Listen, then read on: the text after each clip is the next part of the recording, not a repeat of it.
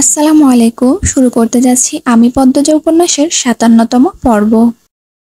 বিছানার উপর কাঁথা মোড়ানো ফরিনার দুর্বল দেহটা শুয়ে আছে। বিদ্যুৎ নেই। ঘরের এক কোণে লণ্ঠন জ্বলছে। ফরিনার চোখ বোঝা। লতিফা পায়ে পায়ে হেঁটে এসে নিঃশব্দে ফরিনার শিউরে দাঁড়ালো। ক্ষীণ সুরে ডাকলো, খালাম্মা ঘুমাইছেন? ফরিনা ধীরে ধীরে চোখ খুললেন। চোখের দৃষ্টি ঘোলা। কিছু মুহূর্তের ব্যবধানে বয়সের তুলনায় একটু বেশি যেন বয়স্ক দেখাচ্ছে। ফরিনা কিছু একটা বললেন, লতিফা বুঝল না। সে নত হয়ে ফরিনার মুখের কাছে নিজের মুখ এনে বলল, কি কইছে না খালাম্মা? ফরিনা দুর্বল গলায় নিম্ন সুরে বললেন, পদ্মজা কই? আপনার ঘরে না আইলেও দেখলাম। ঘুম থেকে উইটা তো দেখি নাই। ফরিনা থামলেন, তারপর বললেন, এখন কই? মনে কয় ঘরে আছে। ডাইকা দিমো? না, থাকুক। খাইবেন কিছু? না। আরেকটা কাঁথা দে। লতিফা আলমারি থেকে ল্যাপ বের করলো, তারপর ফরিনার গায়ের উপর দিল আর বলল, অনেক ঠান্ডা পড়েছে খালাম্মা, কাঁথা দিয়া হইব না। ফরিনা লতিফার সাথে আর কথা বাড়ালো না। তিনি জানালার বাইরে চোখ রাখেন।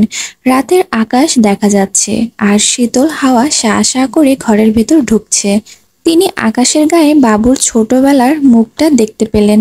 যখন বাবুর জন্ম হলো, আমিনা কপাল কুঁচকে বলেছিলেন, তোমার স্যারাই তো সত্যি কালা হইছে, আমি ঠিকই কইছিলাম।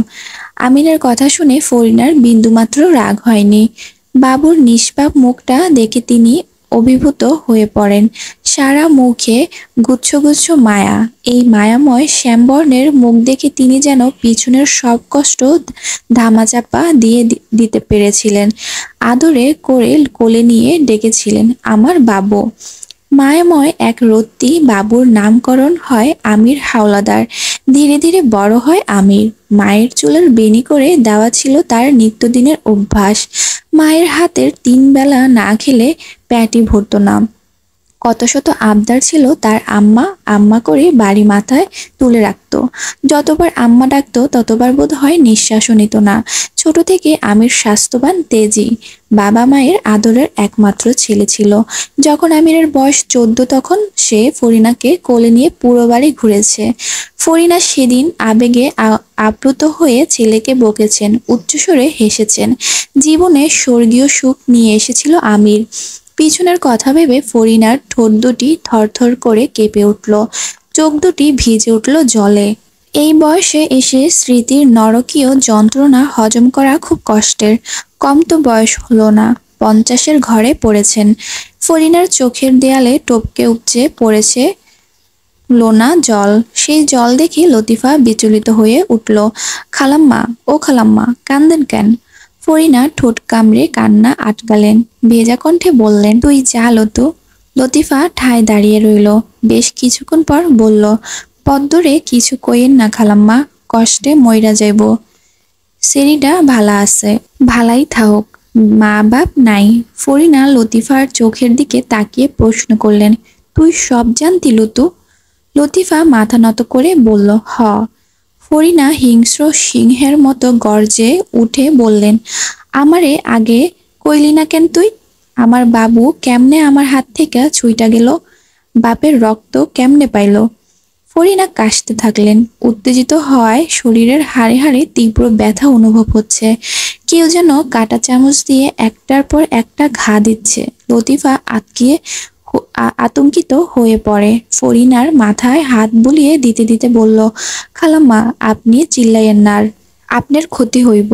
ফরিনা শ্বাসকষ্ট রোগীর মতো ঘন ঘন শ্বাস নিতে নিতে বললেন, আমার ক্ষতি হনের আর কি আছে রে লতু? লতিফা ভয় পেয়ে যায়। ফরিনা বিরতিহীনভাবে কাশছেন, যেন শ্বাস নিতে পারছেন না। সে দৌড়ে ২ তলায় ছুটে যায় পদ্মজাকে আনতে। ফরিনা ছাদের দিকে চোখ নিবন্ধন করে হা করে কয়েকবার নিঃশ্বাস নিলেন। মনে হচ্ছে দম গলায় এসে আটকে গেছে। তিনি শূন্য, একবারে ফাঁকা কোল। মজিদ হাওলাদার নামক নরপিশাচ তার নিষ্পাপ বাবুকে খুন করে নিষ্পাপ বাবুর মনকে খুন করে বাঁচিয়ে রেখেছে হিংস্র আমিরকে। হাওলাদার বাড়ির রক্ত থেকে তিনি তার বাবুকে পরিষ্কার রাখতে পারেননি। প্রজন্ম থেকে প্রজন্ম চলে আসে পাপের পাহাড় আমির যেন কয়েক বছরের কয়েক গুণ বড় করে তুলেছেন। একজন দুঃখী মায়ের শেষ সম্বল হারিয়ে গেছে ভালোবাসারা। চলছে শুধু অভিমান আর অভিনয়। যার কাছে অভিনয় ধরা পড়বে তার জায়গা বন্দিঘরে নয়তো কবরে। বাতাসটাকে বোধহয় প্রকৃতি বিষ মিশিয়ে দিয়েছে। পদ্মজার বুক জ্বলছে, বুকের ভেতরটা তীব্র দহনে পুড়ে যাচ্ছে। তার সামনে দাঁড়িয়ে থাকা লোকটি তারই ভালোবাসার স্বামী, আমির হাওলাদার। আমিরের হিংস্র চোখ দুটি শিথিল হয়ে ভয়ে আতঙ্কে জমে যায়, মস্তিষ্ক মুহূর্তে ফাঁকা হয়ে যায়। হুট করে পদ্মজাকে দেখে তার চোখ দুটি স্বভাব সুলভ কারণে জ্বলজ্বল করে ওঠে, যা হিংস্র দেখায়। কিন্তু এই মুহূর্তে তার হৃৎপিণ্ড দ্রুত গতিতে লাফাচ্ছে, হাত থেকে বেল্ট পড়ে যায়। আর চোখে বিভস্ম মেয়েগুলোকে একবার দেখে তার মাথা চক্কর দিয়ে উঠল। এ কোন সময় পদ্মজার উপস্থিতি! পদ্মজার গাল বেয়ে জল মেঝেতে পড়ে। আমির দ্রুত পায়ে পদ্মজার কাছে আসে। পদ্মজাকে ছুতেই পদ্মজা ছ্যাঁত করে উঠল, ঘৃণা ভরা দৃষ্টি নিয়ে তাকায় আমিরের দিকে। আমির জোর করে পদ্মজাকে তুলে। পদ্মজা জোরে জোরে কাঁদতে থাকলো। সে দুই হাতে ধাক্কা দিয়ে আমিরকে সরিয়ে দিল, কিন্তু এক চুলও দূরে সরতে পারেনি। আমির পদ্মজার দুই হাত পিঠের দিকে নিয়ে নিজের এক হাত চেপে ধরে, অন্য হাতে পদ্মজার মাথা বুকের সাথে চেপে ধরে বলল, কিছু দেখনি তুমি? তারপর উচ্চস্বরে কাউকে ডাকলো, আরভিদ, আরভিদ, দ্রুত মেয়েগুলোকে ঢেকে দাও। আমিরের ডাক শুনে সেকেন্ড কয়েকের মধ্যে একজন দৌড়ে আসে, দেখতে শ্বেতাঙ্গনদের মতো, লাল চুল আর হাতে কাপড়। সে দরজা পেরিয়ে মেয়েগুলোকে ঢেকে দিতে যায়। পদ্মজা কপাল দিয়ে আমিরের বুকে আঘাত করে আর্তনাদ করে বলল, ছাড়ুন আমাকে, আমার ঘেন্না হচ্ছে আপনাকে, কত নিকৃষ্ট আপনি। আমির বুঝতে পারছে না তার কি করা উচিত। আচমকা ঘটনায় সে হতবুদ্ধি হয়ে পড়েছে। পদ্মজা ধস্তাধস্তি শুরু করে, তার সারা শরীরে যেন পোকারা কিলবিল করছে। মেয়েগুলোর মধ্যে থেকে একজন মেয়ে হাউমাউ করে কেঁদে উঠে বলল, আপা, আমাদের বাঁচান, এই লোকটা আমারে মাইরা ফেলবো। আরভিদ নামের শ্বেতাঙ্গ লোকটি চোখের পলকে মেয়েটির গালে থাপ্পড় বসালো। মেয়েটি আম্মা বলে কেঁদে উঠল। পদ্মজার বুকে হাড়ে হাড়ে কাঁপন ধরে। এসব কি হচ্ছে? কেন হচ্ছে? সব দুঃস্বপ্ন হয়ে যাক, হয়ে যাক। পদ্মজা গলা ফাটিয়ে চিৎকার করে উঠল, ছাড়ুন আমাকে। আরভিদের থেকে পাওয়া কাপড়ের একটু অংশ বুকের সাথে জড়িয়ে ধরে। একটা মেয়ে পদ্মজাকে দেখছে। পদ্মজাকে দেখে মেয়েটার মনে হচ্ছে এই মানুষটা ভালো, এখানের সবার মতো খারাপ না।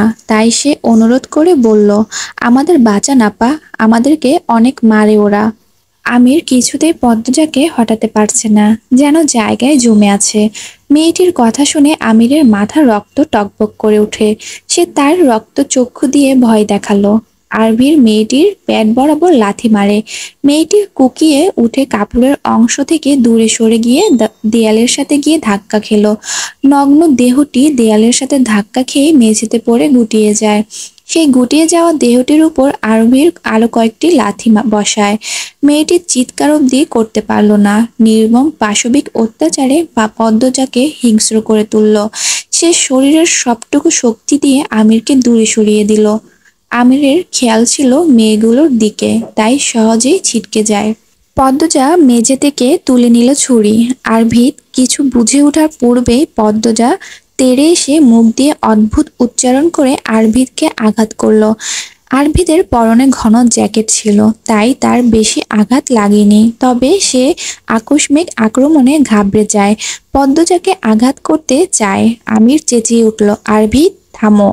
আরভিদ থামলেও পদ্মজা থামল না। সে আবারও আঘাত করার উদ্যত হয়। ধরে ফেলল আমির। পদ্মজা হিংস্র বাঘিনের মতো ফোঁসফোঁস করতে থাকে। তার শরীর কাঁপছে ক্রোধে। পদ্মজার রাগ দেখে আমির প্রচণ্ড অবাক হয়। পদ্মজার রাগ সে কোনোদিন দেখেনি। ফ্রান্স থেকে তারা অনেক যন্ত্রপাতি আনে, তার মধ্যে একটি পদ্মজার হাতের ছুরি, যে ছুরির ধার বিষের চেয়েও ধারালো। সে ছুরি পদ্মজার হাতে। আমির জোরদস্তি করে পদ্মজার হাত থেকে ছুরি ফেলে দিল। মেয়েগুলো ভয়ে কাঁপছে। তারা এখন পদ্মজাকেও ভয় পাচ্ছে। এত সুন্দর মেয়েও তেজি রূপ দেখে মনে হচ্ছে হাজার বছর ধরে যুবতীদের রক্ত দিয়ে গোসল করে সৌন্দর্য রক্ষা করা এক ভয়ঙ্কর সুন্দরী ডাইনি তাদের সামনে দাঁড়িয়ে আছে।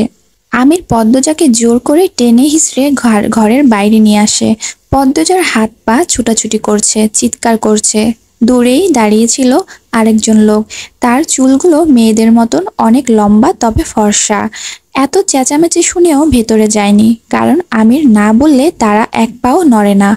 আমির পদ্মজার সাথে ধস্তাধস্তি করতে করতে বলল, মেয়েগুলোকে সামলাও, দ্রুত যাও। আরভিদকে সাহায্য করো। লোকটি আমিরের আদেশ মতো চলে গেল। পদ্মজা নিজের কান দুটি বিশ্বাস করতে পারে না। তার স্বামী কণ্ঠে এ কি শুনছে সে? বুকের জ্বালা পোড়া বেড়ে চলেছে। মরে যেতে ইচ্ছে করছে তার। আমির পদ্মজাকে একটা ঘরে নিয়ে আসে। পদ্মজা নিজের মধ্যে নেই। সে কিরমির করছে, কাঁদছে। আমির পদ্মজাকে একটা চেয়ারে বসিয়ে দ্রুত চেয়ারের সাথে বেঁধে ফেলল।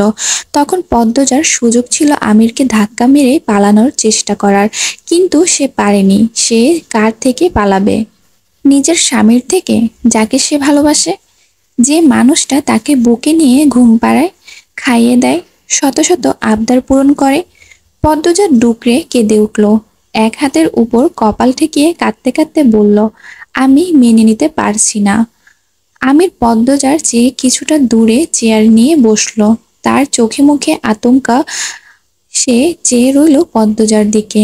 পদ্মজা চোখ তুলে তাকায়।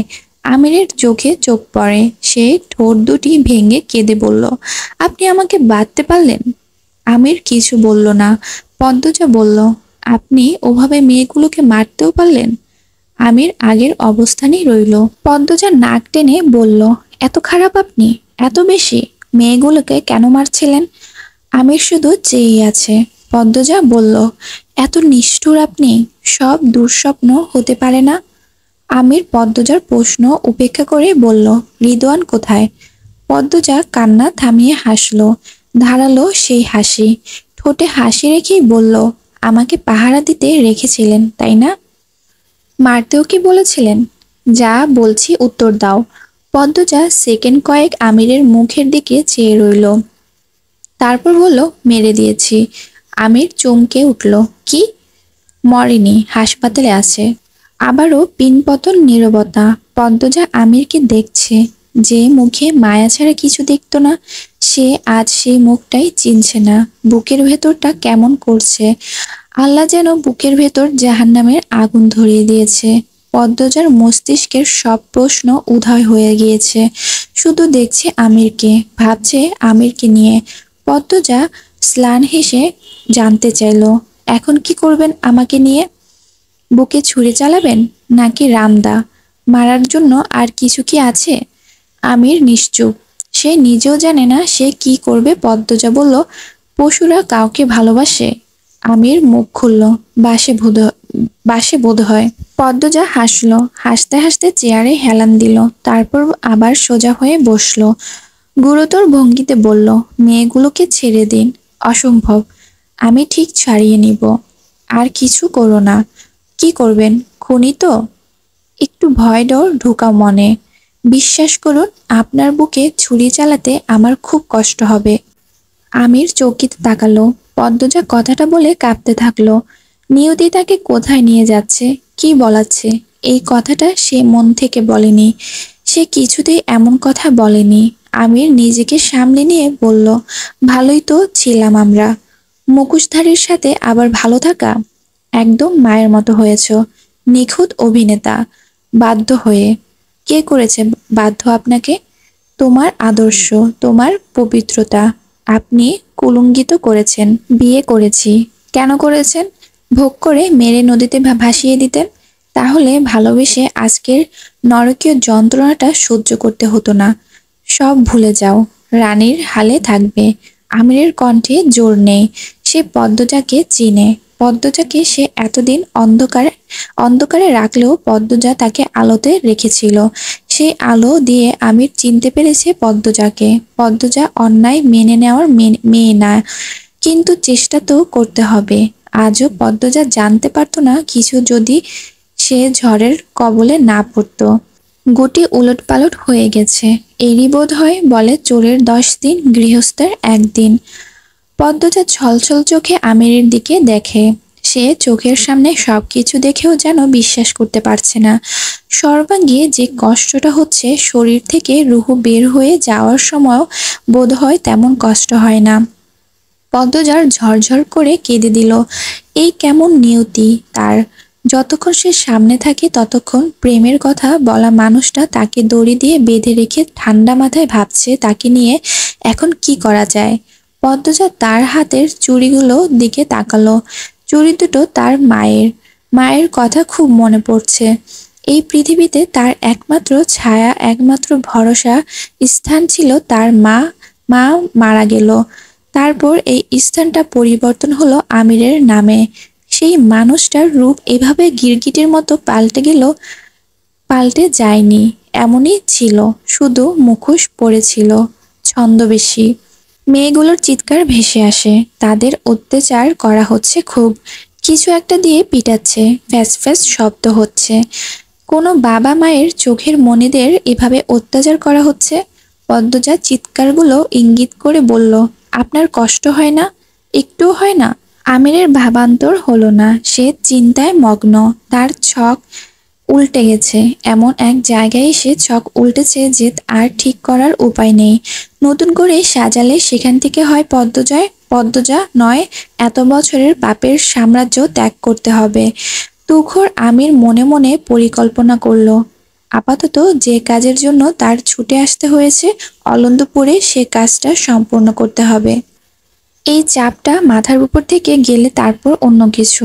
কয়টা দিন পদ্মজাকে নজরে রাখতে হবে। কিন্তু যদি সেই কাজ করার পথে পদ্মজা দেয়াল হয়ে দাঁড়ায়? পদ্মজা চেয়ার থেকে ছুটতে চাইছে, ছটফট করছে। সে আমিরকে অনুরোধ করল, শুনছেন আপনি? ওদের মারতে নিষেধ করুন। আপনার বুক কাঁপছে না? ওদের কান্না অনুভব করুন। ওদের কষ্ট হচ্ছে অনেক। পুরো পুরো শরীরে রক্ত ছিল। তার উপর আবারও মারছে। আমি সহ্য করতে পারছি না। আমির চুপ করে তাকিয়ে আছে পদ্মজার দিকে। তার চোখের পলক পড়ছে না। চাইলেও আর অজুহাত দেওয়া সম্ভব নয়। অজুহাত দেওয়ার মতো কিছু নেই। এবার যা হবে সরাসরি হবে। পদ্মজার কান্না বেড়ে যায়। পদ্মজা কি মেয়েগুলোর উপর জন্য কাঁদছে, নাকি নিজের স্বামীর সমর্থনে মেয়েগুলোর অত্যাচারিত হচ্ছে বলে কাঁদছে, কে জানে। আসসালামু আলাইকুম। শুরু করতে যাচ্ছি আমি পদ্মজা উপন্যাসের 58তম পর্ব। সময় নিজের গতিতে ছুটতে ছুটতে মাঝরাত অবধি চলে এসেছে। সেই তখন থেকে আমির পাথরের মতো বসে আছে, কথাও বলছে না, যাচ্ছেও না। পদ্মজা হাজারটা প্রশ্ন করতে করতে ক্লান্ত হয়ে পড়ে। তার গলা শুকিয়ে গেছে। আমির মাঝে শুধু একটু অনুরোধ রেখেছে পদ্মজার। পদ্মজা বলেছিল সে যে আমিরের কাছে আছে সেটা যেন ফরিনাকে জানানো হয়। তিনি খুব অসুস্থ, চিন্তা করবেন। আমির পদ্মজার এই অনুরোধ রাখে। তবে ফরিনা এত অসুস্থ শুনেও তার মধ্যে কোনো প্রতিক্রিয়া হয়নি। ঘন্টা দুয়েক পূর্বে আচমকা মেয়েগুলোর কান্না আর্তনাদ বন্ধ হয়ে যায়। মেয়েগুলোকে কেন এইভাবে মারা হচ্ছে তাও আন্দাজ করতে পারছে না পদ্মজা। একবার মনে উকি দিয়েছিল নারী পাচারের কথা, কিন্তু সেই সন্দেহ ধরে রাখতে পারল না। কারণ পাচার করার উদ্দেশ্য থাকলে এভাবে মারত না, পাশবিক নির্যাতন করত না। এছাড়া সে এটাও আন্দাজ করতে পারছে না এত রহস্যের উদ্দেশ্য কি। শুধু এতটুকু বুঝতে পারছে তার দেখা সব খারাপের গুরু তার স্বামী। পদ্মজা তার ক্লান্ত ঘোলা চোখ দুটি আমিরের দিকে তাক করে দুর্বল কণ্ঠে বলল, এভাবেই বেঁধে রাখবেন? মেরে ফেলার পরিকল্পনা থাকলে মেরে ফেলুন না। পদ্মজা ভেবেছিল আমির বোধহয় উত্তর দিবে না, কিন্তু তাকে অবাক করে দিয়ে আমির বলল, তোমার কেন মনে হচ্ছে তোমাকে মেরে ফেলা হবে? কেন? কখনো কাউকে খুন করেননি? অভিজ্ঞতা নেই? তাচ্ছিল্য সাথে হাসলো বলল পদ্মজা। আমির শান্ত সুরে বলল, অন্যরা আর তোমার মধ্যে পার্থক্য আছে। পদ্মজা অবাক হয়ে প্রশ্ন করল, মানে অন্যদের খুন করেছেন? আমির জবাব দিল না। পদ্মজা উত্তেজিত হয়ে পড়ল, কাকে করেছেন? কয়জনকে করেছেন? আব্দুল ভাইকে কি আপনি মেরেছিলেন? আমির চেয়ারে হেলান দিয়ে চোখ বুজে বলল, না। তাহলে কাকে? এত কথা কেন বলছো? মেয়েগুলোকে ছেড়ে দিন। কি লাভ ওদের মেরে আটকে রেখে? আমির চেয়ার ছেড়ে উঠে দাঁড়ালো, ঘর থেকে চলে গেল। পদ্মজার বুকের ভেতর হাহাকার লেগে যায়। বুকের আগুনটাকে চেপে ধরে ভাবে, তাকে স্বাভাবিক হতে হবে। মেয়েগুলোকে নিয়ে কি হচ্ছে, কেন হচ্ছে, কি কাজ চলছে এখানে সেটা জানতে হবে। তারপর তার স্বামীর সাথে বোঝাপড়া হবে। কথাগুলো ভেবে পদ্মজা দীর্ঘশ্বাস ছাড়ল। তখন একটা হুল্লোড় কানে আসে, অনেকগুলো মেয়ের আকুতি। আবার মারছে, না মারছে না।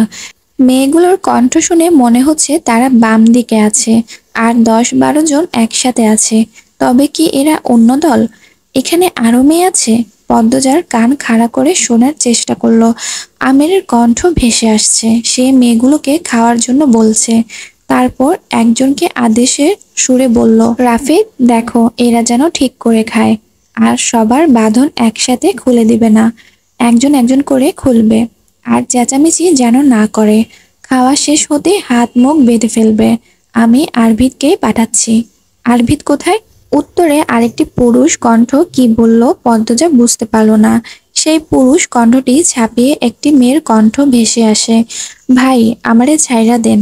আমার কয়দিন পর বিয়া, অনেক কষ্টে আমারে বাপ আমার বিয়া ঠিক করছে। তারপর আর কোনো সাড়া শব্দ আসেনি। ঘৃণায় পদ্মজার চোখ বুজে আসে, চোখ ছাপিয়ে জল নামে। তার কিছুক্ষণ পর আমির আসলো। পদ্মজা কান্না থামিয়ে চোখ মুখ শক্ত করে অন্যদিকে চেয়ে রইল। আমির বলল, খাবার আসছে, খেয়ে নাও। খাবো না। পদ্মজার তীক্ষ্ণ বাক্যবাণ। বিষ দেইনি, লতিফার রান্না, খেতে পারবে। পদ্মজা চমকে তাকালো, আবার চোখ সরিয়ে নিল। লতিফা যে এই বাড়ির রহস্যের সাথে যুক্ত সেটা পদ্মজা আন্দাজ করতে পেরেছিল। এবার বুঝেছে লতিফার কাজ কি। আমির বলল, কি হলো? পদ্মজা বলল, আমার একটা উত্তর দিন। তোমার তো প্রশ্নের অভাব নেই। এখানে আরো মেয়ে আছে? আপনার কি নারী ব্যবসা আছে? শেষ প্রশ্নটা করার সময় পদ্মজার কণ্ঠ কাঁপে। আমির শার্টের বোতাম লাগাতে লাগাতে বলল, খাবে নাকি সেটা বলো। আপনি আমাকে হারাম টাকায় রানী করেছিলেন। টাকা টাকাই হয়, হারাম হালাল নেই। মুসলিম তো আপনি নাকি? আমাদের কোনো ধর্ম নেই। কিসব বলছেন আপনি? হ্যাঁ, মাথা ঠিক আছে? উত্তেজিত হয়ে পড়ল পদ্মজা। এরকম ফ্যাস ফ্যাস করে কাদার স্বভাব তো তোমার ছিল না। মনে আছে আপনার? পৃথিবীর বুকে এমন কোনো নারী আছে যে 6 বছর সংসার করার পর তার স্বামী নারী ব্যবসায় খুনি অত্যাচারী নিকৃষ্ট জেনেও কষ্ট পাবে না, কাঁদবে না? এজন্যই তো জানাতে চাইনি। জানতে গেলেন কেন? আপনি আপনার নষ্ট জীবনের সাথে আমাকে জড়ালেন কেন? নষ্ট জীবন চাদর দিয়ে ঢেকে রেখেছিলাম। তোমাকে তো ভালোটাই দেখিয়েছি। তুমি চাদর তুলতে গেলে কেন? এখন সব দোষ আমার, তাই না? আপনি খোলস কেন পড়লেন? শয়তান শয়তানেরই মতোই থাকতেন। নিজের জীবনকেও নরক বানালেন, সাথে আমারও। মেয়েগুলোকে মেরে কি শান্তি পান? কেন মারেন? এসব করে কি লাভ? ছেড়ে দিন সবকিছু। আমরা একটা ছোট ঘরে সুখে থাকবো। আমাদের ভালোবাসাগুলো তো মিথ্যে না। আমরা তো আমাদের ভালোবাসা নিয়ে ভালো ছিলাম। মন থেকে এটা মানছো? কোনটা? আমাদের ভালোবাসা মিথ্যে ছিল না? পদ্মজা কি বলবে ভেবে পায় না। যে মানুষটার মনে অন্যদের জন্য মায়া দয়া নেই, পশুর মতো যার আচরণ, সে কি করে কাউকে ভালোবাসতে পারে? এই সমীকরণটা কিছুতেই মানতে পারছে না সে। পদ্মজা ভেজা কণ্ঠে বলল, আপনাকে ক্ষমা করা ঠিক না। আপনাকে কোনো ভালো মানুষ ক্ষমা করবে না। কিন্তু আমি তো আপনাকে ভালোবাসি। আপনি সবকিছু ছেড়ে দিন। মেয়েগুলোকে ছেড়ে দিন। তওবা করুন। আমরা দূরে চলে যাব, সুখে শান্তিতে থাকব। অনেক আশা নিয়ে উন্মাদদের মতো কথাগুলো বলল পদ্মজা। অন্যায়ের বিরুদ্ধে কঠোর সিদ্ধান্ত নেওয়া পদ্মজার মুখে এহেন কথা আশা করেনি আমির। তবুও সে পদ্মজার মনের মতো উত্তর দিতে পারল না। সে পদ্মজার আশায় বালি ঢেলে দিয়ে বলল, তুমি সব ভুলে যাও।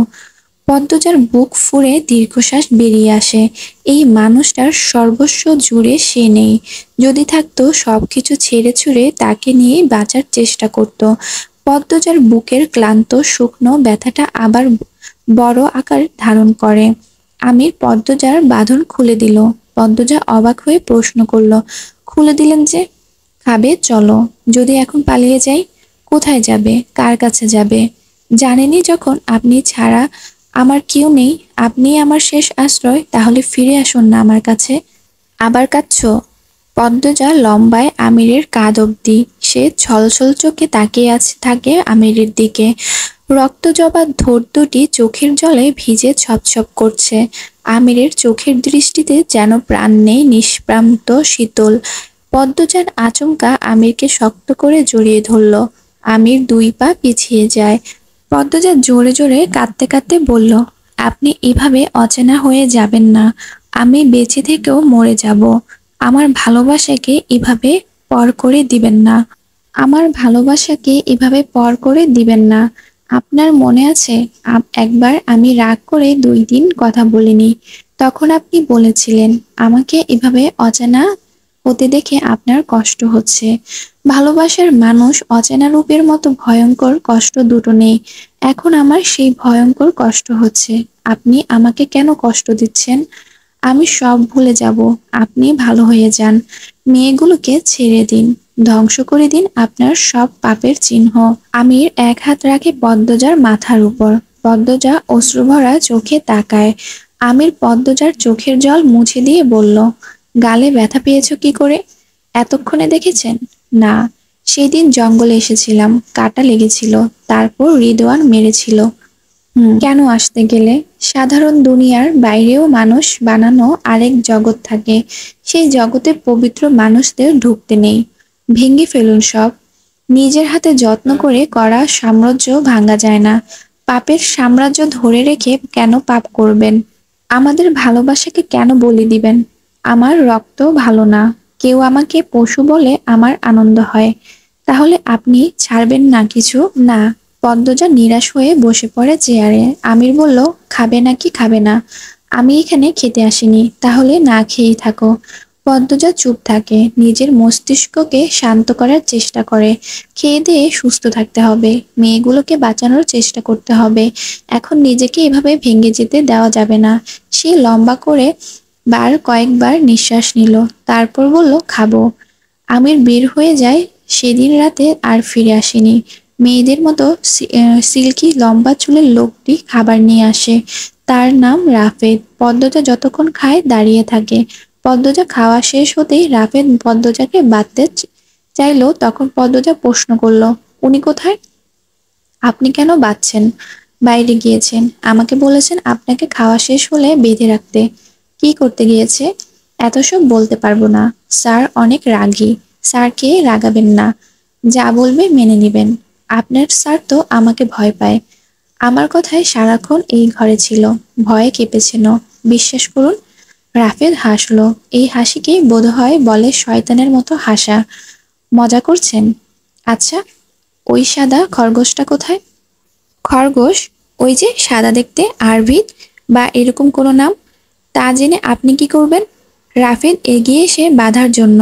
পদ্মজা আর চোখে কিছু একটা খোঁজে, কিন্তু রাফেদকে আক্রমণ করার মতো কিছু পেল না। ঘরে কিছু বলতে 2টো চেয়ারই আছে। চেয়ারগুলো কি খুব ভারী?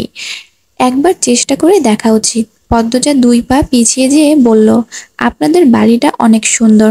পাতালে বাড়ি আমি কখনো দেখিনি। একটু ঘুরে দেখি। আমার উনি বানিয়েছেন তাই না? এটা স্যারের বানানো না, তাহলে কার? রাফিদ পদ্মজার ন্যাকামি বুঝে যায়। সে তেড়ে আসে। পরপুরুষের সাথে ধস্তাধস্তি পদ্মজার মন সায় দিচ্ছে না। এখান থেকে পালালেও বাইরে আরেক শয়তান আছে, পালিয়েও লাভ নেই। তার চেয়ে এখানে থেকেই পরিস্থিতি বোঝা উচিত। পদ্মজা দ্রুত চেয়ারে বসে পড়ে, বলল, ধস্তাধস্তি করবেন না, আমি বসে পড়েছি, আপনি বাঁধুন। রাফিদ পদ্মজাকে চেয়ারের সাথে শক্ত করে বেঁধে চলে যায়। পদ্মজা চোখ ঘুরিয়ে চারপাশে দেখে। ঘরের ছাদ অনেক উঁচুতে। মনে মনে আন্দাজ করার চেষ্টা করে মাটির কতটা নিচে আছে সে। বেশ অনেকক্ষণ পর হওয়ার পর পায়ের শব্দ পাওয়া যায়। পদ্মজা দরজার দিকে তাকিয়ে থাকে। আমির প্রবেশ করে, তার হাতে মলম জাতীয় কিছু।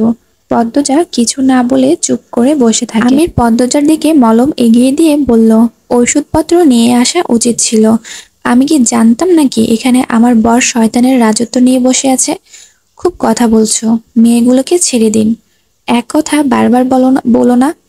আমাকে ভালোবাসেন না? পদ্মজা তার মায়াময় দৃষ্টি দিয়ে আবিষ্কার করে আমিরের চোখের প্রাণ এসেছে। সঙ্গে সঙ্গে পদ্মজার মনের জানালা পাল্লা খুলে গিয়ে মুঠো মুঠো বাতাস প্রবেশ করে। অশান্তিতে অবশ হয়ে যাওয়া মন মুহূর্তে চাঙ্গা হয়ে ওঠে। আমির পদ্মজার প্রশ্নের জবাবে কিছু বলল না। হাতের বস্তুটি পদ্মজার পায়ের কাছে রাখলো।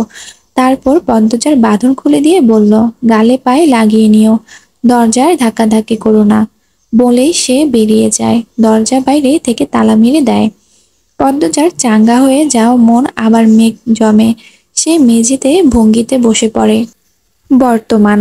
পদ্মজার কান্না যেন থেমে থেমে চারিদিকে ঘুরে বেড়াতে লাগলো। তুষার কথা বলতে গেল, কিন্তু ফুটল না।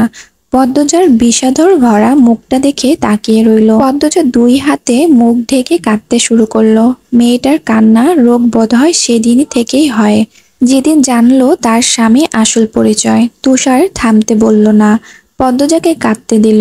অনেকক্ষণ কাঁদার পর পদ্মজা পানি খেতে চাইল। তাকে পানি দেওয়া হলো। তারপর চুপ হয়ে যায়। নেমে আসে পিনপতন নীরবতা। যতক্ষণ না তুষার আর প্রশ্ন করবে, পদ্মজা কিছু বলবে না। তাই তুষার নীরবতা ভেঙে বলল, তার অন্যায় জেনেও তাকে মাফ করতে চেয়েছিলেন। রাতের এইটুকু শুনে মনে হচ্ছে না আপনি আমির হাওলাদারকে কখনো খুন করতে পারেন। পাগলের মতো ভালোবাসলেও তার বুকে ছুরি চালানোর সাহস হলো কি করে? পদ্মজা তুষারের উৎসুক মুখটার দিকে তাকিয়ে হেসে দিল। ফিসফিসিয়ে বলল, মুক্তি দিয়েছি, মুক্তি। আপনার বর্ণনা অনুযায়ী আপনার প্রতি আমির হাওলাদারের ব্যবহার নরম ছিল। তিনি আপনার প্রতি দুর্বল ছিলেন। পদ্মজা উদাসীন হয়ে কিছু একটা ভাবল। তারপর বলল, দুর্বল ছিল নাকি? আমার তো তাই মনে হচ্ছে। আমি ওনাকে খুব ভালোবাসি স্যার। পদ্মজার কণ্ঠটা কেমন শোনায়। সে তার স্বামীকে খুন করে এসে জেলে বসে তার জন্যই কাঁদছে। কি অবাক কাণ্ড। তুষার বলল, আপনার ভাষ্যমতে তিনি একজন শয়তান ছিলেন। শয়তানকে ভালোবাসতে গিয়ে নিজেকে পাপী মনে হয়নি? হয়েছে। তাহলে সেটা কি করে ভালোবাসা হলো? পদ্মজা কাঁদতে থাকলো। কাঁদতে কাঁদতে বলল, যখন কাউকে ভালোবাসবেন তখন বুঝবেন, ভালোবাসায় দোষ গুণের স্থান নেই। ভালোবাসা শুধুই ভালোবাসা। ভালোবাসা গুণী খুনি পাপ পুণ্যের ভেদাভেদ করে না। তুষারের মনে হচ্ছে তার বুকে যেন একটা বড়সড় পাথর। আমিরের প্রতি পদ্মজার ভালোবাসার তীব্রতা তাকে কাতর করে তুলেছে। বারবার মনে হচ্ছে সেই মানুষটাও বোধহয় পদ্মজাকে ভালোবাসতো, কিন্তু পাপ তাকে গ্রাস করে ফেলেছিল। সে কি কখনো পাপ থেকে বেরোনোর চেষ্টা করেছিল? প্রশ্নটা তুষারের মনে আসতেই তার উত্তেজনা বেড়ে যায়। পদ্মজাকে প্রশ্ন করে, তিনি কি পাপ থেকে বেরোনোর চেষ্টা করেছিলেন? তারপর আর ভালোবেসেছিলেন আপনাকে? তুষার প্রশ্নের পদ্মজা থম মেরে গেল। শূন্যে দৃষ্টি রেখে আওড়ালো, চেষ্টা কি করেছিলেন কি? আসসালামু আলাইকুম। শুরু করতে যাচ্ছি আমি পদ্মজা উপন্যাসের ৫৯তম পর্ব। তুষার হাঁসফাঁস করা অস্বস্তিকর ভ্যাপসা গরমে অধৈর্য হয়ে উঠেছে। পদ্মজা তখনও শূন্যের দৃষ্টি রেখে বিড়বিড় করছে। মেয়েটা যেদিকে তাকায় সেদিকেই তাকিয়ে থাকে। তুষার রুমাল দিয়ে কপালের ঘাম মুছে ডাকলো, মিস পদ্মজা। পদ্মজা তাকালো। তার চোখ দুটি ফোলা, আর ঠোঁট দুটি সবসময় তিরতির করে কাঁপে। তুষারের তীক্ষ্ণ চোখ দুটির দিকে তাকিয়ে পদ্মজা বলল, আমার ফাঁসি হবে কবে? এত দেরি হচ্ছে কেন? পদ্মজার কণ্ঠে ফাঁসির জন্য আকুতি। একটা মানুষ কতটা নিঃস্ব হলে পৃথিবী থেকে মুক্তি চায়? তুষারের ধারণা নেই। সে তার ভেতরের মায়া লুকিয়ে গাম্ভীর্য বজায় রেখে বলল, আপনাকে যা প্রশ্ন করা হয়েছে তার উত্তর দিলেন না তো? পদ্মজা অবাক হয়ে প্রশ্ন করল, কোন প্রশ্ন? মুহূর্তে ভুলে গিয়েছেন? তুষার অবশ্য এতে রাগল না। সে আবার প্রশ্ন করল, তিনি কি পাপ থেকে বেরোনোর চেষ্টা করেছিলেন? তারপর আর ভালোবাসেছিলেন আপনাকে? আগে বলুন, পিশাচের মতো যাদের আচরণ তারা কাউকে ভালোবাসতে পারে? তুষার তার বিচক্ষণ মস্তিষ্ক দিয়ে ভাবল, ভেবে বলল, পারে। তারা কম মানুষকে ভালোবাসে, কিন্তু যাকে ভালোবাসে তার সাথে সব ভালো করে, আর যার সাথে খারাপ তার সাথে খারাপই। তবে এদের পিশাচ সিদ্ধে বাধা পড়লে তখন ভালোবাসা থাকে কিনা আমার জানা নেই। পদ্মজা উদাস হয়ে বলল, আমি সব জেনে যাওয়ার পর কখনো মনে হতো তিনি বেকুল আমার জন্য, আর কখনো মনে হতো আমার সামনে স্বয়ং শয়তান দাঁড়িয়ে আছে। এই ভালো এই খারাপ, উনি উন্মাদদের মতো হয়ে যেতেন। কি করছেন না করছেন তা যেন নিজেও বুঝতেন না। আই থিঙ্ক তিনি দুটো জীবন নিয়েই বাঁচতে চেয়েছিলেন। তারপর সময় চলে আসে একটা বেছে নেওয়ার, তখন তিনি মানসিকভাবে বিপর্যয় হয়ে পড়েন। পদ্মজা চৌকিতে তাকালো, অস্পষ্ট সুরে উচ্চারণ করলো, মানসিকভাবে বিপর্যস্ত। আমরা কিন্তু এখন অতীতে ফিরে যাচ্ছি। শিশির ভেজা ঘাসে পা দিতেই সর্বাঙ্গ শীতল হয়ে উঠেছে। ব্যাপারটা পূর্ণার বেশ ভালো লাগছে। সে ভোরের নামাজ পড়ে সৃষ্টিকর্তার কাছে প্রার্থনা করে তার বোনের খবর যেন পাওয়া যায়। এখন সে উত্তরের হাওরের পাশে দাঁড়িয়ে আছে, অপেক্ষা করছে মৃদুলের জন্য। ভোরের দমকা বাতাস ও কুয়াশায় তীব্র শীতে সে কাঁপছে, তবুও ভালো লাগছে। পূর্ণার শীতে কাঁপতে খুব ভালো লাগে, কি আশ্চর্য ভালো লাগা। মৃদুল কুয়াশা ভেদ করে পূর্ণার সামনে এসে দাঁড়ালো। পূর্ণার পরনে বেগুনি রঙের সোয়েটার, তার কাঁপুনি চোখে পড়ার মতো। মৃদুল তার গায়ের শাল দিয়ে পূর্ণার মাথা ঢেকে দিল, বলল, এই ঠান্ডার মধ্যে টুপি ছাড়া ঘর থেকে বাইর হইছো কেন? আর জুতা খুলছো কেন? পরো পরো শব্দটি ধমকে উচ্চারণ করলো। পূর্ণা দ্রুত জুতা পরে নিল, বলল, শাল দিয়ে দিলেন যে, আপনার ঠান্ডা লাগবে না? আমারে দেইখা লাগে আমার ঠান্ডা লাগতেছে। গেঞ্জি পরছি, তার উপর শার্ট, তার উপর সোয়েটার, এই যে গলায় মাফলার, মাথায় টুপি, হাত পায়েও মোজা আছে, এরপরেও আমার ঠান্ডা লাগবো? পূর্ণা হেসে বলল, না। তারপর পরই বলল, আজ দুপুরে না আবার যাবেন বলছিলেন? হ, যাব তো। লিখন ভাইরে নিয়া যাব। পদ্মজা ভাবি আমির ভাইয়ের সাথে যখন আছে ভালোই আছে, তবুও খোঁজ নিমো আমি, এত চিন্তা করো না। পূর্ণা অন্যমনস্ক হয়ে বলল, আচ্ছা। খাইয়া আইসো? মৃদুলের ফর্সা গাল, সহজ সরল দুটি চোখ, জোড়া ভ্রু আর গোলাপি ঠোঁটগুলো এক নজরে দেখে পূর্ণা বলল, হ্যাঁ। আপনি খেয়েছেন? আর খাওয়া কেন? খাননি? জাকিরে চেনো না? জাকিরের বাড়ি উঠছি, ওর আম্মা গেছে বাপের বাড়ি, ওর আব্বা আর আমি একসাথে আসিলাম। রাতবকে? জাকিরের দাদি কোথায়? বুড়ির অসুস্থ। আচ্ছা বাদ দাও। বাদ দেব কেন? ফুপা কয়টা কথা বলেছে বলে এভাবে বাড়ি ছেড়ে দিবেন? নিজেরই তো ফুপা। আত্মসম্মান বলে তো একটা কথা আছে। পদ্মজা ভাবির খোঁজটা তোমারে দেওয়ানের লাইগাই আসি, নইলে রাইতেই যাইতাম গা। আমার এত বড় বাড়ি রাইখা আমি এইখানে কথা শুনে পইরা থাকুম কেন? পূর্ণা রুদ্ধশ্বাস কণ্ঠে জানতে চাইল, তাহলে আজ চলে যাবেন? মৃদুল পূর্ণার মনের অবস্থা বুঝতে পেরে আর চোখে পূর্ণার দিকে তাকালো। পূর্ণা চোখ বড় বড় করে উত্তরের আশায় তাকিয়ে আছে। মৃদুল মুচকি হাসল। মৃদুলের হাসি দেখে পূর্ণা উসখুস করে বলল, হাসার কি বললাম? তুমিও চলো। কোথায়? আমার বাড়িতে। ধুর, এ হয় নাকি? মৃদুল কপালে ভাঁজ সৃষ্টি করে চিন্তিত ভঙ্গিতে বলল, সব পুরুষরা তো বিয়ে করে বউ নিয়ে নিজের বাড়িতে যায়, তাহলে আমার বেলায় হয় না কেন? মৃদুলের কথা পূর্ণা বাকরুদ্ধ। মৃদুল তাকে বিয়ের কথা বলেছে। পূর্ণার শ্যামবর্ণের মায়াবী মুখটা লজ্জার জমে যাচ্ছে, ঠোঁটে একটা মৃদু হাসি ফুটে ওঠে। সে উল্টো দিকে হাঁটা শুরু করলো। মৃদুল বলল, চলে যাইতেছো কেন? আপনি আমাকে লজ্জা দিচ্ছেন। আরে যাইও না। যাচ্ছি। কথা শুনো। পূর্ণা থামে না, তাই মৃদুল দৌড়ে আসে পূর্ণার পাশে, হাঁপাতে হাঁপাতে বলল, এত শরম পাও কেন? পূর্ণা লজ্জা শরম আর নিতে পারছে না। মৃদুলের কথায় সে লজ্জায় ঝিমিয়ে যাচ্ছে, তাই প্রসঙ্গ পাল্টাতে বলল, আমাদের বাড়িতে চলুন, খেয়ে যাবেন। খাওন যায়। বাসন্তী খালার রান্না কিন্তু একবারে খাঁটি। আপনি তো বড় আম্মার সব রান্না খেয়ে দেখেননি, খেলে বুঝতেন কত মজা। তাহলে তো এই বাড়িতে জামাই হইতেই হবে। পূর্ণা হেসে দিল। বেশি লজ্জা পেলে মানুষ হাসি আটকে রাখতে পারে না। পূর্ণার বেলায় তাই হলো। তারা দুজন গল্প করতে করতে মোড়ল বাড়িতে আসে। পথে ঘাটে অনেকের সাথে দেখা হয়, সবাই জুহুরি চোখে তাদের দেখে। তাতে অবশ্য মৃদুল পূর্ণার যায় আসে না, দুজন একই রকম। তারা সমাজকে উপেক্ষা করে নিজেদের আনন্দ নিজেরা বুঝে নিয়েছে। কিন্তু সমাজকে উপেক্ষা করতে চাইলেও কি উপেক্ষা করা যায়? এই সমাজ নিয়েই বাঁচতে হয়। দুপুরে মৃদুল লিখনের খোঁজে গেওয়াপাড়ার বড় ধান খেতে আসে। ধান ক্ষেতের মাঝে শুটিং চলছে।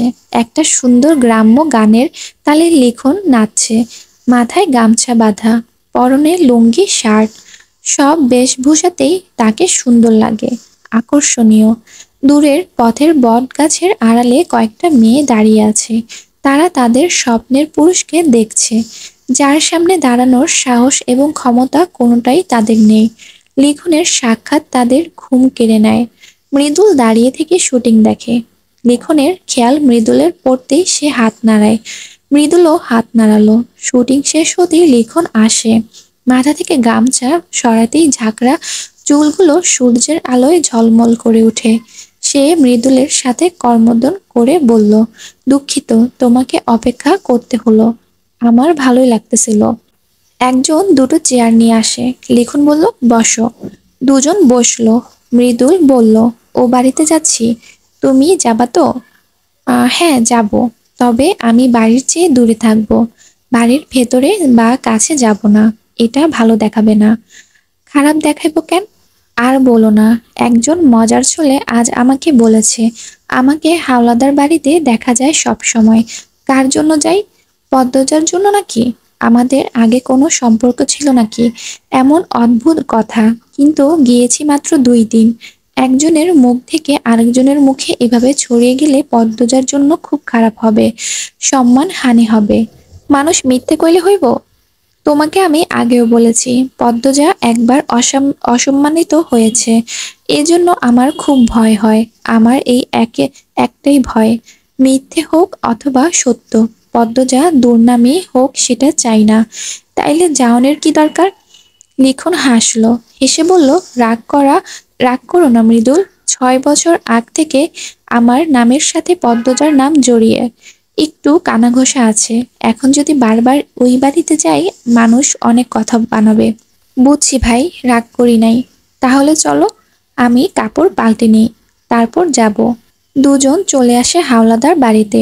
লিখন হাওলাদার বাড়ির চেয়ে দূরে একটা মাঠে অপেক্ষা করে। দারোয়ান মৃদুলকে ঢুকতে দিল। মৃদুল দারোয়ানের পেটে থাপ্পড় দিয়ে বলল, শালার পেটলা, এখন ঢুকতে দিলি কেন? বড় চাচাই কইছে। মৃদুল আলোকঘরের বারান্দায় দেখল মজিদকে। সে দারোয়ানের মাথায় একটা টোকা দিয়ে আলোকঘরে চলে আসে।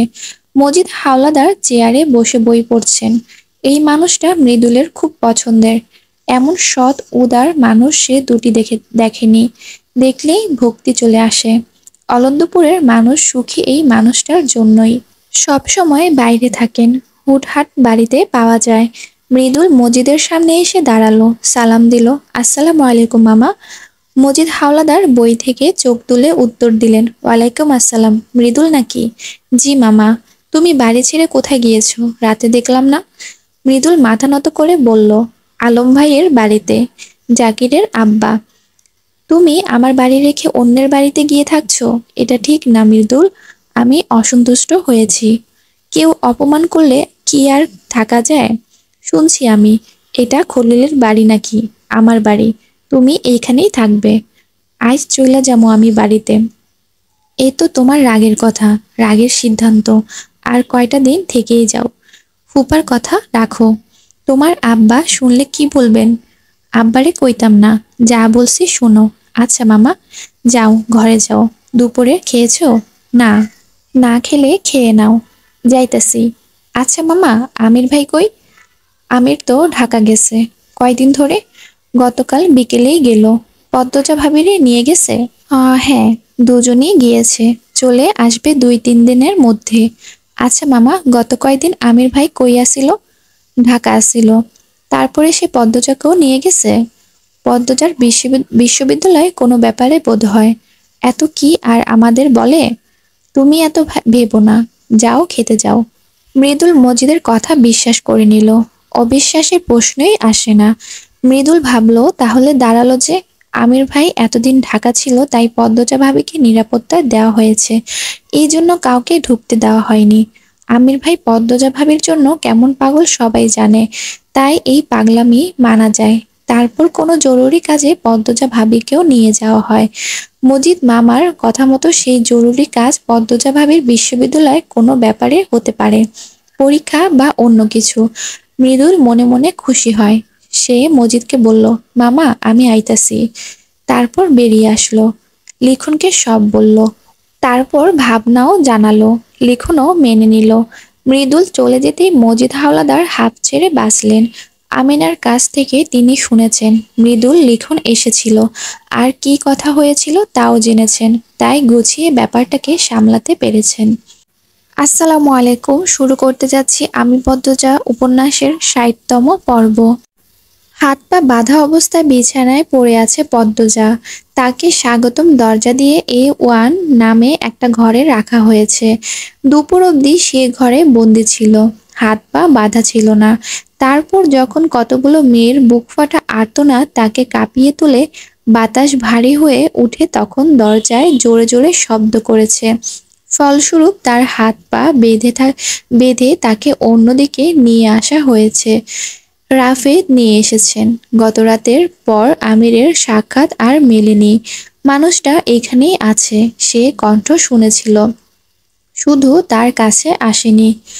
আমির পাতাল ঘরের দরজার সামনে বসে আছে। এক পাশে ধরক্ত লেখা দরজা, অন্য পাশে স্বাগতম দরজা। ধরক্তের ভেতরে 4টি ঘর, স্বাগতমের ভেতরে 5টি ঘর। এ নিয়েই পাতাল ঘর। সে হাতের উপর কপাল ঠেকিয়ে কিছু চিন্তা করছে। কপালের রগগুলো দপদপ করছে। সন্ধ্যা হয়েছে, কিছুক্ষণ হলো। রিদওয়ান খলিল এখানে আসার কথা ছিল। সকালে মজিদ ও খলিলের সাথে তার কথা হয়েছে। তাদের মধ্যে কেউ আহত হলে হাসপাতালে রাখা হয় না, নিজেদের দেখাশোনা নিজেদের করতে হয়। রিদওয়ানের জ্ঞান ফিরেছে, তবে অবস্থা ভালো নয়। এতে আমিরের যায় আসে না। বেঁচে আছে তো তাকে হাসপাতালে আর থাকতে দিবে না। অপেক্ষা করতে করতে অধৈর্য হয়ে আমির উঠে পড়ে। তখন ফট করে পাতাল দরজা খুলে যায়। প্রবেশ করে মজিদ, খলিল আর রিদওয়ান। রিদওয়ানের মুখ শুকিয়ে ছোট হয়ে গেছে, মাথায় ব্যান্ডেজ, চোখ নিভু নিভু। খলিলের হাতে বিভিন্ন ওষুধপত্র, স্যালাইন। মজিদ প্রবেশ করেই বললেন, তোর বউ কোথায়? আমির উত্তর দিল না। সে পদ্মজার ব্যাপারে কথা বলতে আগ্রহী নয়। খলিল বললেন, এই সেরির কইলজাটা বেশি বড়, এইখানে আইয়া পড়ছে। আমি কইতেছি ভাই, এই সেরিরে সময় থাকতে সরাইয়া না দিলে এই সেরি একদিন আমরারে সরাইয়া দিব। বাবলুর মতো জাত খুনিরে মাইরা ফেলছে, আর আমরারে পারবো না? আমির কারো সাথে কোনো রকম কথা না বলে রিদওয়ানের শার্টের কলার চেপে ধরল। কিরমির করে চাপা সুরে বলল, পদ্মজার গলায় দাগ হলো কি করে? রিদওয়ানের অবস্থা শোচনীয়।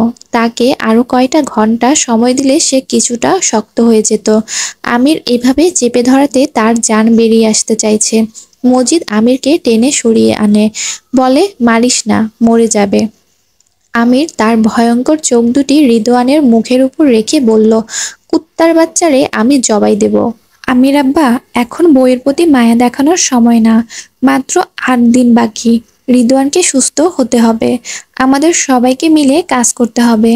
21 জন মেয়ে 8 দিনের মধ্যে জোগাড় করতে হবে। মজিদের কথা আমিরের উপর কাজ করে। সে খলিলকে বলে A2 ঘরে রিদওয়ানকে রাখতে। খলিল রিদওয়ানকে নিয়ে যায়। মজিদ তীক্ষ্ণ দৃষ্টিতে আমিরকে দেখে বলেন, আমরা কিন্তু এখন বিপদের উপরে আছি। কিছুতেই মন অন্য জায়গায় দেওয়া যাবে না। বিপদ থেকে রক্ষা না পেলে এতদিনের কষ্টের গড়ে তোলা সাম্রাজ্য জ্বলে যাবে। তোর হাতে সময় দিয়েছি, কারণ আমি জানি আমার ছেলে বাঘের বাচ্চা।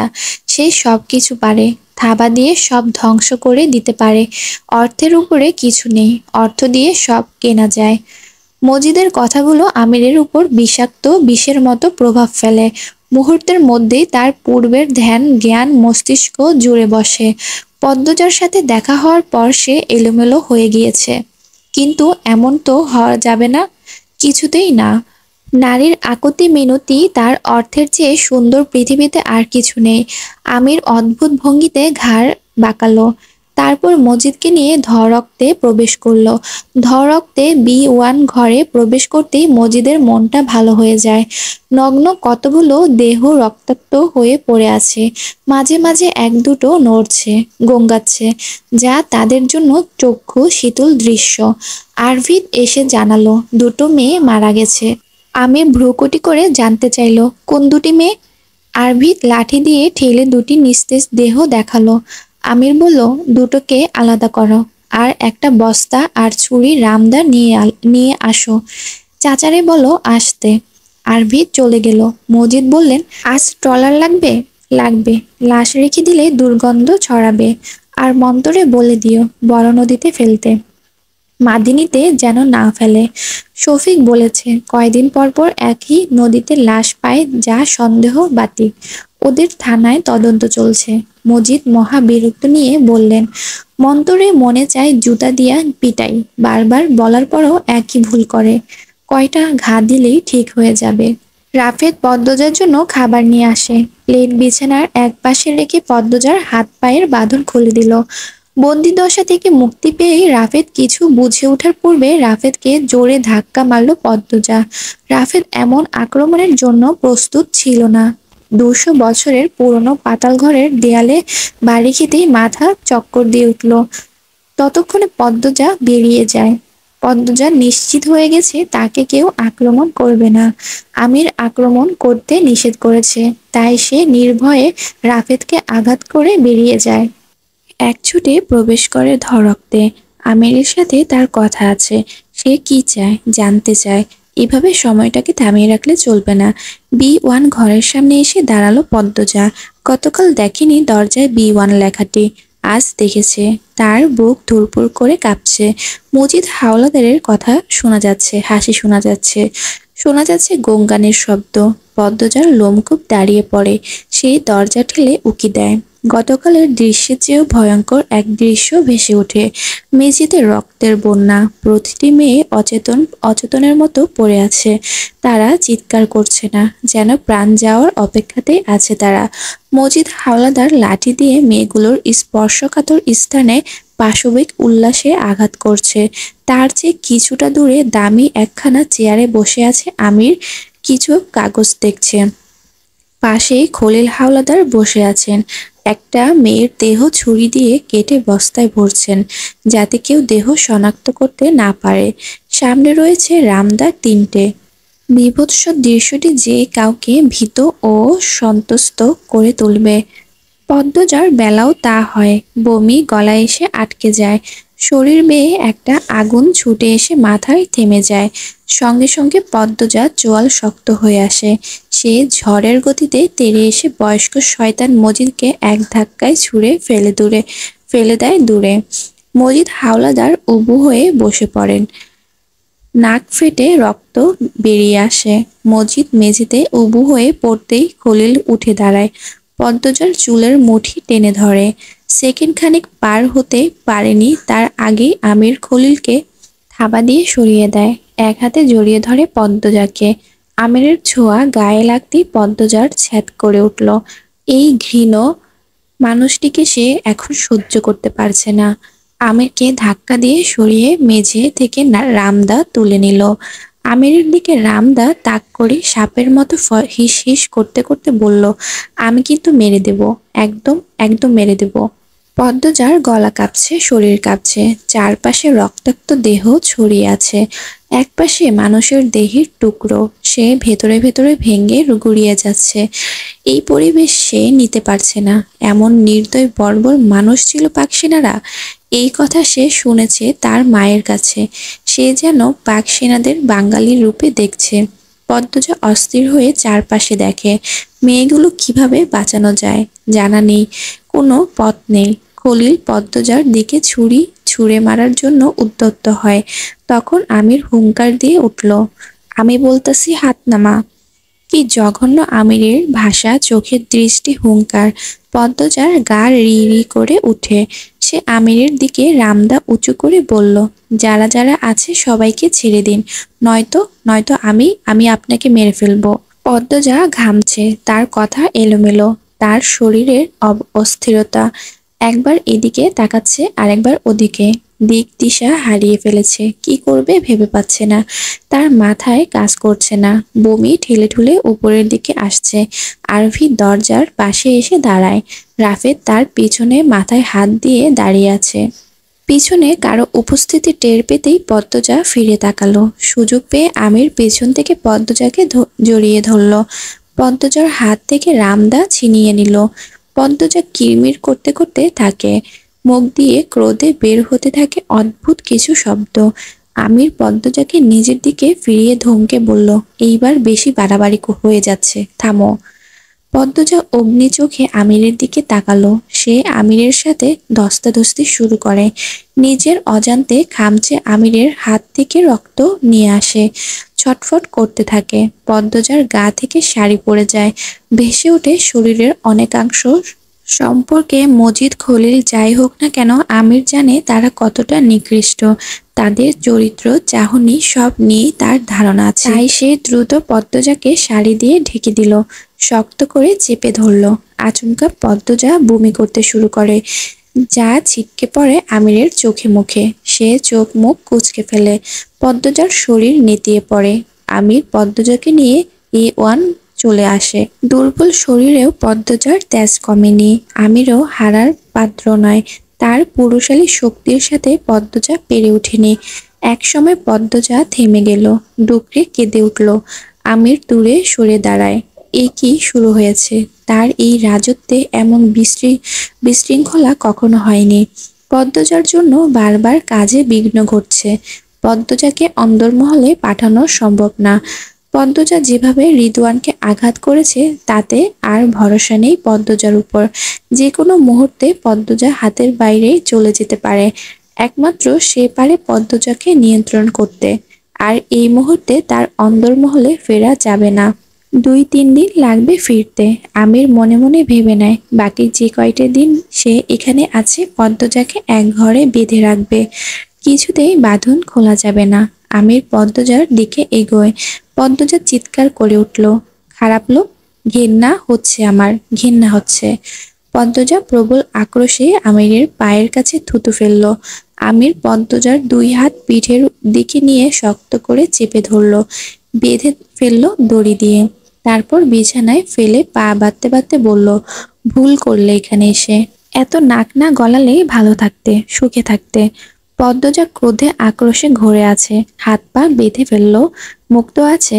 পদ্মজা মুখে থুতু দিয়ে বুঝিয়ে দিল সে আমিরকে সহ্য করতে পারছে না।